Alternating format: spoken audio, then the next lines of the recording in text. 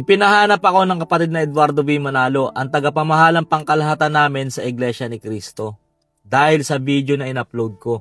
Yung video na sabi ko, may mga gusto mag-unfollow sa akin at hindi sila magpapagawa sa shop ko. Yun, nakita ng pamamahala yun at pinahanap po ako sa OWA. Gusto po, magandang araw po sa inyo lahat. Nakakatuwa itong video makikita ninyo ngayon na ating ipapakita sa ating munting channel.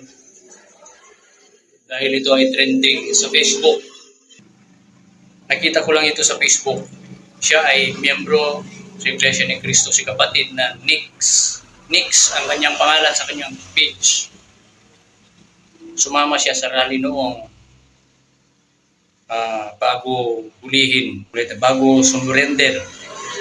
Nung nagpahayag si Remulla, si Remulla, si Boying na sasampahan na si Senador Marcoleta ng kaso.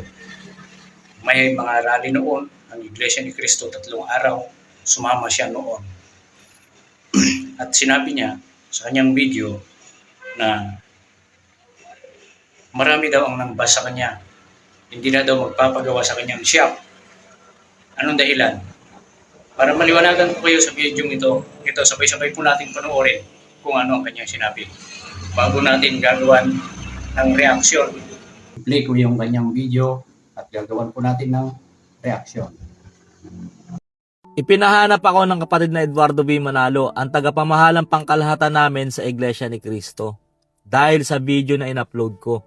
Yung video na sabi ko, may mga gusto mag-unfollow sa akin at hindi sila magpapagawa sa shop ko. Yun, nakita ng pamamahala yun at pinahanap po ako sa OWA namin. Kaya pinapunta ako sa distrito ng Calamba, Laguna at pagkapunta ko po doon, sabi po ni Owan, pinahanap ka. Nakakatuwa, di ba? Nakakatuwa. Ipinahanap ng kay Eduardo P. Manalo. Dahil napanood daw ng kapatid na Eduardo V. Manalo para ipanalangin. Grabe. Panood daw ni kay Eduardo yung kanyang video na patungkol doon sa pagsama niya sa rally. Tuloy natin. Hindi ko lubos akalain na mapapansin tayo ng pamamahala doon sa mga video na ginagawa natin. Tapos may isang video pa doon na ipinanood sa akin si Owan na isa rin daw yun sa napanood ng pamamahala na kahit anong pinagdadaanan mo sa buhay, kahit gaano pa man niyang kabigat, huwag mong pababayaan ang pagsamba. Ipagpauna mo ang pagsamba, kahit ano pa man yan, dahil biyaya yung makukuha mo pagkatapos ang pagsamba. Kasi totoo naman kahit anong problema yung dumating sa'yo, kahit anong pagsubok yung dumating sa'yo, sumamba ka lang, doon mo maidudulog lahat ng problema mo. At maniwala ka sa akin, lahat ng yan ay malalampasan mo. At yung sa video mga bossing, kaya siguro din ako pinahanap ng pamamahala at napansin niya.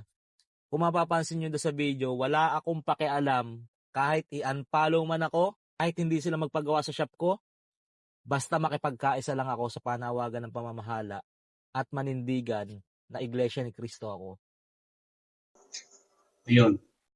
Sabi niya kahit i-unfollow daw siya, kahit hindi daw magpagawa sa kanyang shop, sasama pa rin siya sa pagkikipagkaisa sa panawagan ng pamamahala. Ganyan manindigan ang totoong Iglesia ni Cristo. Kaya mga bossing, walang pagsidlan yung aking kasiyahan dahil napansin ako ng pamamahala ng kapatid na Eduardo V. Manalo. Ayun nga po, pinahanap po ako mismo kay Owan. Bakit nga ba ako pinahanap? Dahil po sa video na yon. At ano nga ba ang dahilan bakit ako pinahanap? Sabi ng pamamahala, ipanalangin ako ni Owan. Ibig sabihin, may basbas na pamamahala yon ng kapatid na Eduardo V. Manalo na ipanalangin ako ni Owan. Sabi nga ni Owan, bibihira yung mga taong pinapahanap ng pamamahala para ipanalangin ko. Maraming salamat mga bossing sa lahat ng sumuporta doon sa video. Maraming salamat sa lahat ng kapatid na nag-follow sa akin. Sabi ng iba hindi raw magpapagawa sila. Ang dami rin magpapagawa sa shop hanggang ngayon. 'Di ba? Ang dami pa rin magpapagawa. Tapos sabi nila mag-unfollow sila. Almost 200,000 na po yung nag-follow sa akin. Yun yung katunayan na hindi tayo papabayaan ng Diyos basta nasa tama yung ginagawa natin. Basta naikipagkaisa tayo mga kapatid sa panawagan ng pamamahala. Nadoble yung kanyang followers nadoble yung kanyang customer. Nadoble lahat. Ipinanalangin pa siya ng tagapamahala sa distrito ng Laguna. Kasi pinahanap siya ng tagapamahalang pangkalahatan. Yung mga sumusunod sa aral ng Panginoong Diyos, sumusunod sa pamamahala, may basbas at pagpapala. Hindi ka pababayaan. Yan po ang tunay na iglesia ni Cristo. Yung sumusunod, pinagpapala. Yung sumusuway, sinusumpa. Maaaring itanong ninyo ngayon, bakit si Senador Rodante Marcoleta nakulong na priso? Iglesia ni Cristo sumusunod. Maaaring sa isipan ng tao, mali. Yun ang tandaan ninyo.